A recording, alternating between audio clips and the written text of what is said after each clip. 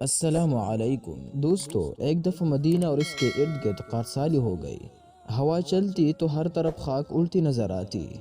چنانچہ اس سال کو عام الرمادہ یعنی خاک اڑنے کا سال کہا گیا۔ سیدنا عمر فاروق رضی اللہ عنہ نے قسم کھائی کہ گھی، دودھ اور گوشت اس وقت تک استعمال نہیں کریں گے جب تک لوگ پہلے جیسی زندگی پر نہ لوٹ آئے۔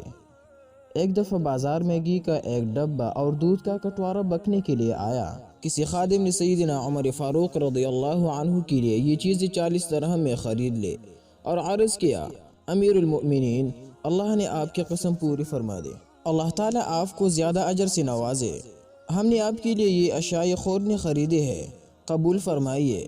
سیدنا عمر فاروق رضی اللہ عنہ نے فرمایا، آپ نے میرے لیے اتنے مہنگے داموں پر یہ چیزیں کیوں خریدی؟ جاؤ انہیں صدقہ کر دو، میں کھانے میں اسراف ہرگز پسند نہیں کرتا۔ پھر فرمایا، مجھے عوام کے دکھ کا اس وقت تک صحیح اندازہ نہیں ہو سکتا جب تک خود میں بھی انہیں حالات سے نہ گزروں جن حالات سے عوام گزر رہے ہیں۔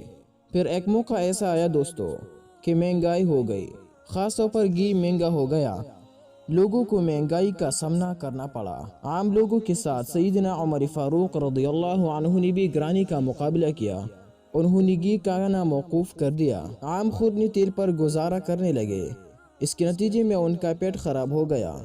ایک دفعہ پیٹ سے گڑ گڑ کی آواز آئی تو پیٹ کو مخاطب کر کے فرمایا، تم گڑ گڑ کرو یا خاموش رہو، تم گھی مانگتے ہوں گے، اللہ کی قسم جب تک سب میری رعایا کے لوگ گھی نہ کھا سکیں گے تجھے بھی میسر نہیں ہوگا۔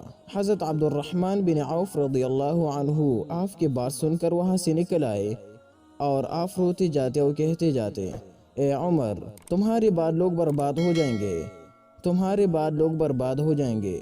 یعنی کہ اس کا مطلب یہ تھا کہ آپ جیسے متوازن اور مثالی شخصیت کہاں سے لائیں گے ہم۔